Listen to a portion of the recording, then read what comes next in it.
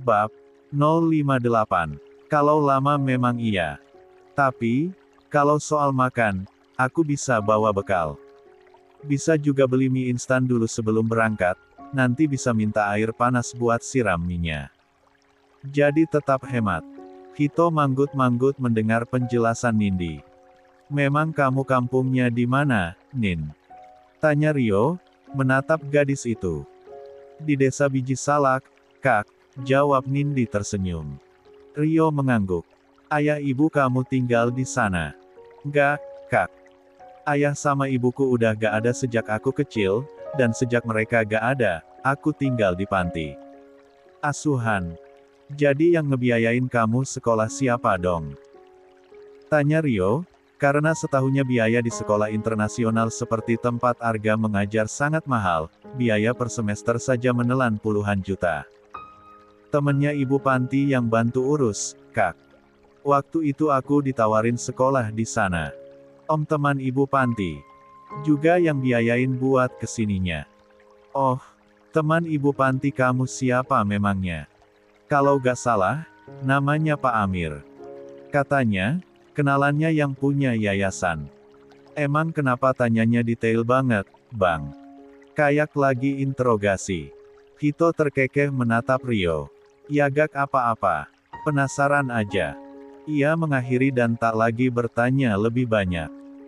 Sementara di dalam ruangan, Arga masih berusaha menenangkan Novi yang terus menangis memikirkan kakaknya.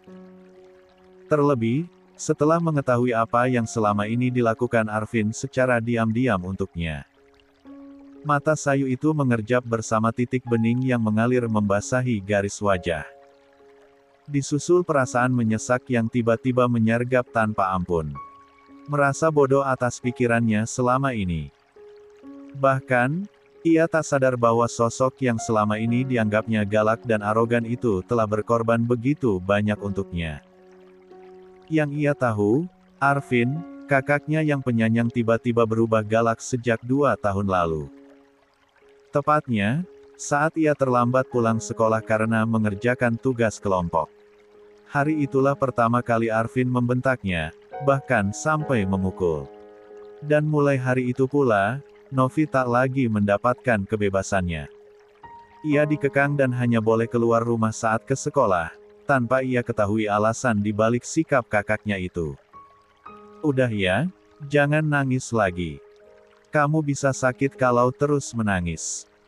Kakak kamu pasti kuat, bujuknya lembut tanpa melepas pelukan. Aku takut mereka masih ngejar Kak Arvin.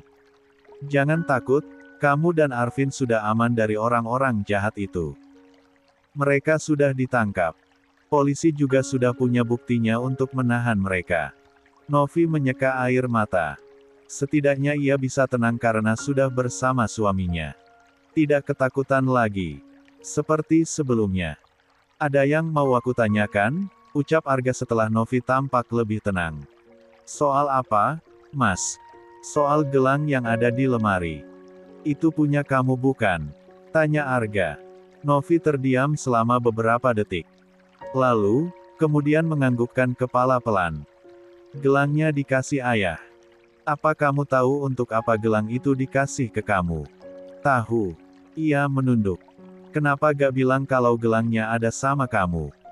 Padahal kamu udah dengar kalau aku kesana untuk cari gadis yang punya gelang itu. Takut bukan aku yang dimaksud. Orang tuanya Mas Arga gak mungkin mau jodohin anaknya dengan orang miskin kayak aku. Jadi, aku pikir masalah gelang itu kebetulan aja dan bukan aku yang dimaksud. Ya Allah, sayang. Arga mendekap wanita muda itu semakin erat. Menciumi ubun-ubunnya. Ibu bilang itu gelang yang dititip ayahku untuk temannya sebagai simbol perjodohan kami.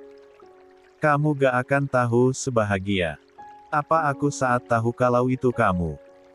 Tak ada sahutan dari Novi, yang ia lakukan hanya membenamkan diri ke pelukan suaminya.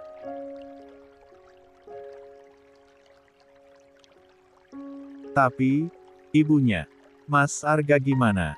Ibu juga udah lihat. Justru, ibu yang pertama kali mengenali gelang itu.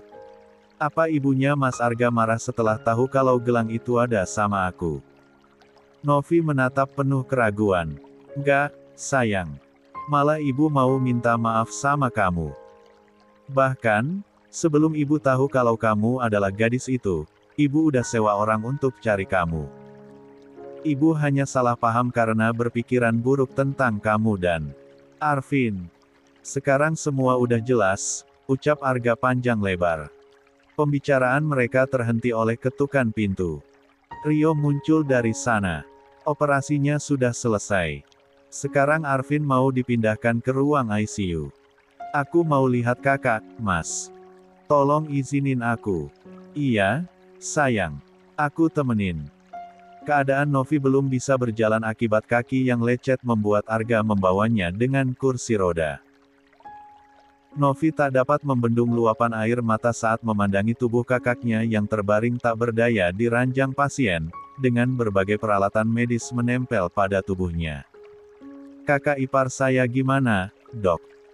Tanya Arga kepada seorang dokter yang menangani Arvin. Akibat benturan keras ada pendarahan di kepala. Selain itu ada tulang rusuk yang patah. Kita akan memantau kondisinya secara berkala.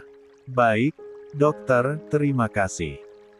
Sabar dan terus berdoa, ucapnya, kemudian segera berlalu setelah menjelaskan beberapa hal. Novi menatap kakaknya melalui jendela kaca. Ingatan pun berputar ke masa lalu. Kala itu ia baru pulang setelah dirawat di rumah sakit yang menyebabkan kematian kedua orang tuanya. Ia hanyalah gadis kecil berusia 7 tahun yang tidak tahu apa-apa. Namun, kenangan malam itu masih melekat dalam ingatan. Kakak, mau makan, ucapnya, merengek kepada sang kakak. Arvin yang saat itu berusia 17 tahun dan sedang termenung dengan mata sembab sontak menoleh. Adek, lapar. Novi mengangguk pelan, membuat Arvin merogoh saku celana dan mengeluarkan selembar uang pecahan. 5 ribuan dari sana.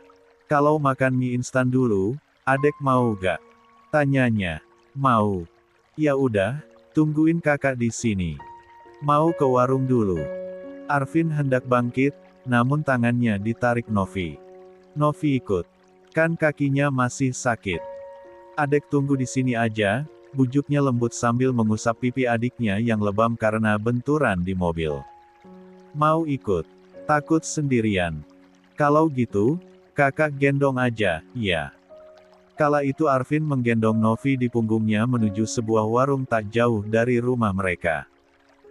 Dengan uang 5.000, ia membeli 3 bungkus mie instan dengan harga paling murah. Novi ingat malam itu Arvin memasak 1 bungkus untuknya dan menyimpan 2 bungkus yang lain. Adek makan, iya. Yang 2 bungkusnya buat adek makan besok.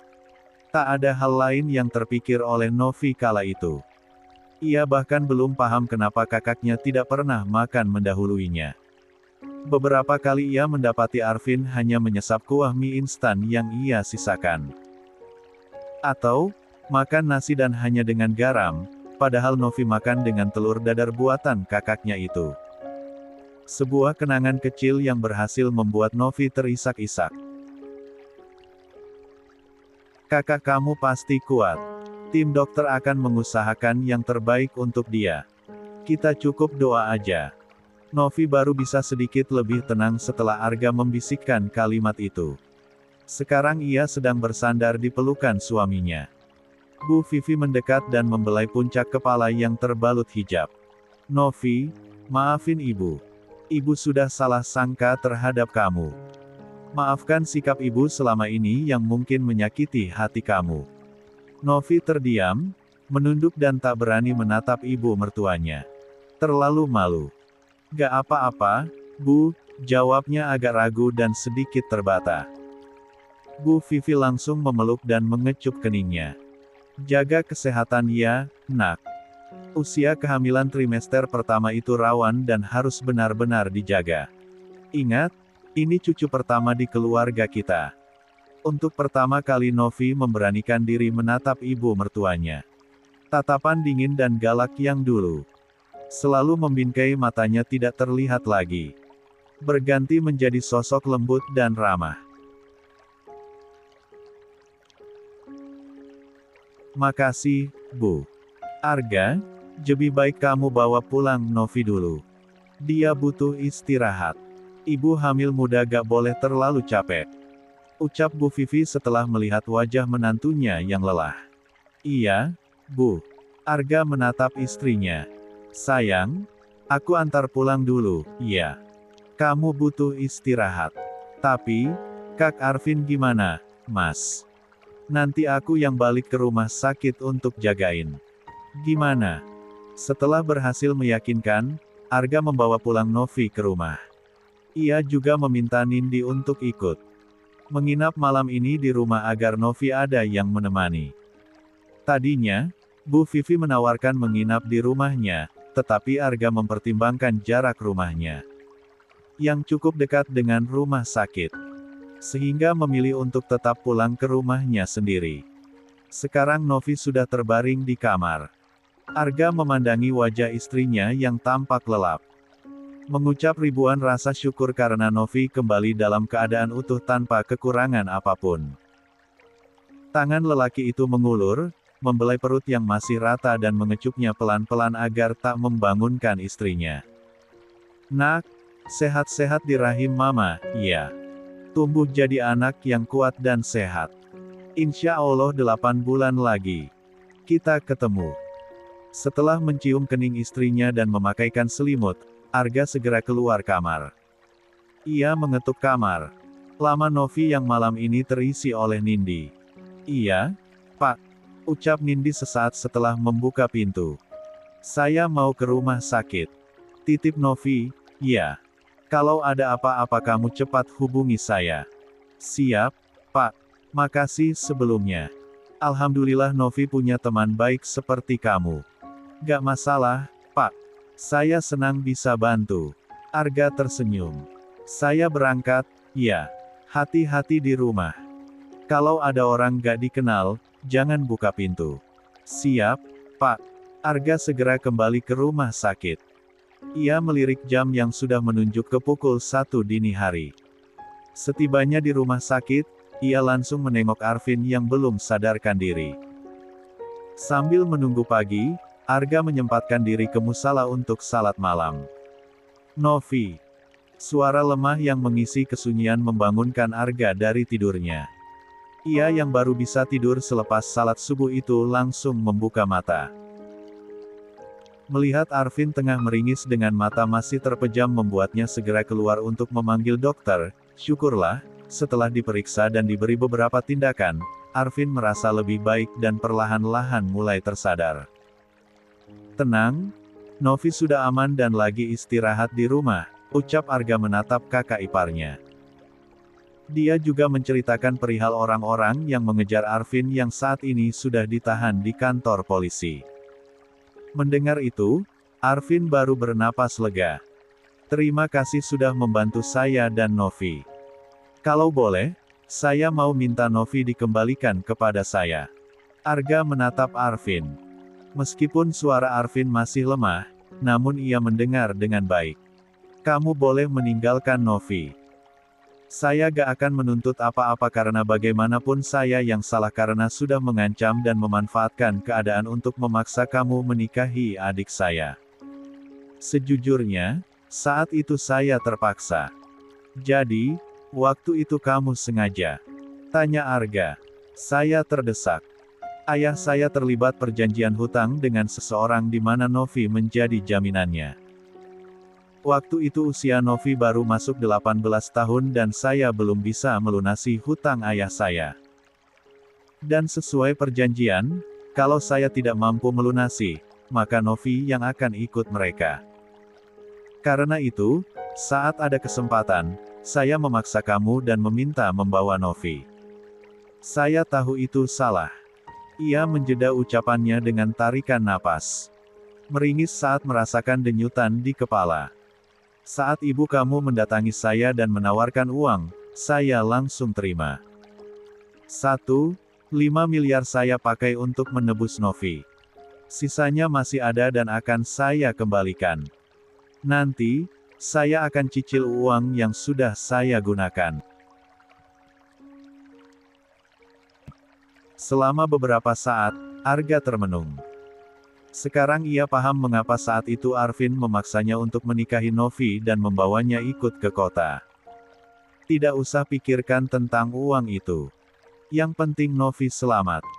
Saya yang seharusnya minta maaf karena tidak memenuhi tanggung jawab saya atas Novi. Saya tidak menyalahkan kamu atas surat perjanjian itu. Kamu boleh meninggalkan Novi kapan saja. Saya akan bawa dia pergi setelah ini. Arga mengusap bahu kakak iparnya. Saya minta maaf karena sudah membuat perjanjian itu. Tapi, saya tidak bisa mengembalikan Novi ke kamu karena Novi sedang hamil anak saya. Memang awalnya, saya tidak bisa menerima Novi, tapi lama-kelamaan saya mulai mencintai dia. Dan ternyata, Novi adalah orang yang saya cari selama ini. Arvin menatap penuh tanya. Maksudnya? Arga kemudian menceritakan tentang perjodohan antara dirinya dan Novi. Ia juga menunjukkan beberapa bukti perjodohan, termasuk gelang warisan dari mendiang ayahnya yang saat ini ada pada Novi. Pengakuan itu membuat Arvin benar-benar terkejut.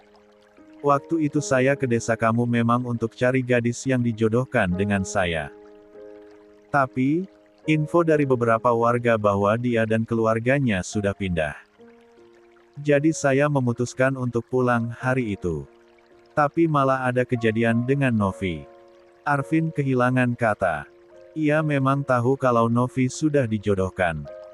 Tetapi, ia sekali tidak tahu tentang sosok yang dijodohkan dengan adiknya. Karena saat ayahnya meninggal ia masih remaja. Satu-satunya yang ia tahu hanyalah tentang orang yang dijodohkan dengan Novi itu adalah anak teman lama ayahnya. Jadi, orang itu adalah kamu. Arga mengangguk dan tersenyum. Jadi bagaimana tentang Novi? Maaf, tapi dia istri saya. Tempatnya dia adalah bersama suaminya, bukan? Arvin termenung. Sejujurnya, untuk saat ini ia sulit percaya apapun. Terlalu takut hal buruk akan menimpa adiknya. Kalau saya boleh tahu, bagaimana ayah kamu bisa terlibat perjanjian seperti itu? Bagaimana dia bisa mengorbankan anak perempuannya sendiri? Tanya Arga, membuat Arvin terdiam selama beberapa saat. Saya gak tahu pasti. Tapi, kayaknya, uang itu dipakai untuk bantu temannya yang kesulitan keuangan. Bantu temannya. Arga berpikir sejenak, sambil mencoba untuk menarik kesimpulan dari penjelasan kakak iparnya. Setahunya, ayahnya pernah dibantu salah seorang teman saat sedang mengalami masalah keuangan, yang membuat ayahnya merasa begitu berhutang budi. Lalu, apakah ayah Novi berhutang sebanyak itu demi membantu ayahnya? Tapi kenapa harus Novi yang jadi jaminan? Bayangkan apa yang akan terjadi ke Novi andai mereka benar-benar mendapatkan dia. Saya juga gak tahu apa ayah saya dijebak atau dia memang menggunakan Novi untuk jaminan. Ayah saya sayang sama Novi. Gak mungkin dia mau menjadikan anaknya sebagai barang taruhan. Arga mengangguk pelan. Untuk kali ini, ia akan cari tahu sendiri. Kamu yakin Novi sudah aman? Mereka gak akan bisa mengganggu dia. Tenang. Serahkan masalah ini ke polisi karena mereka masih menyelidiki. Tapi, sejauh ini sudah ada beberapa bukti kejahatan mereka. Gak mungkin mereka bisa lolos dari hukuman. Terima kasih. Tolong jaga Novi. Saya tahu saya bukan kakak yang baik, tapi saya sayang sama Novi. Insya Allah. Arga mengulas senyum tipis. Pembicaraan mereka akhirnya terjeda oleh kedatangan Bu Vivi dan Novi. Bu Vivi langsung menjemput Novi setelah menerima kabar dari Arga bahwa Arvin sudah sadar. Kakak. Melihat Arvin sudah terbangun membuat Novi menghambur memeluk kakaknya sambil terisak-isak. Kamu gak apa-apa. Arvin yang masih menahan sakit itu mengusap puncak kepala adiknya. Memastikan Novi tidak mengalami luka apapun. Aku gak apa-apa. Kakak yang terluka karena jagain aku, ucap Novi, lalu menatap suaminya. Kak Arvin gak apa-apa kan, Mas? Kata dokter kondisinya sudah stabil. Tapi belum bisa gerak banyak karena habis operasi semalam. Sayang, dadanya jangan ditekan, nanti sakit kakak kamu, Ibu Arga, mengingatkan Novi agar tidak menekan di bagian dada Arvin. Arvin mengulas senyum sambil menggenggam tangan adiknya. Maafin kakak kalau selama ini membuat kamu tertekan. Kakak cuma takut kehilangan kamu karena kamu adalah satu-satunya yang kakak miliki. Mendengar kalimat lembut itu membuat Novi semakin tak dapat membendung air mata. Aku yang minta maaf. Aku gak tahu kalau kakak udah melakukan banyak hal untuk aku. Pandangan Arvin kemudian tertuju kepada Bu Vivi. Baru saja Ja akan mengucapkan sesuatu, Bu Vivi sudah bicara lebih dulu. Jangan pikirkan hal Jain dulu, yang penting kamu cepat sehat dan bisa keluar dari rumah sakit. Soal Novi, saya sudah tahu semuanya. Maafkan saya karena sudah berburuk sangka terhadap kamu dan Novi. Terima kasih, Bu. Saya juga minta maaf karena sudah memanfaatkan Ibu dan Arga. Cepat sembuh ya. Arvin mengangguk dan tersenyum. Pembicaraan mereka kemudian terjeda oleh suara ketukan pintu. Rio menyapa dan mengalihkan perhatian semua orang. Selamat pagi. Sudah sadar? Iya. Ucap lelaki itu. Alhamdulillah, sahut Arga. Tumben datang pagi.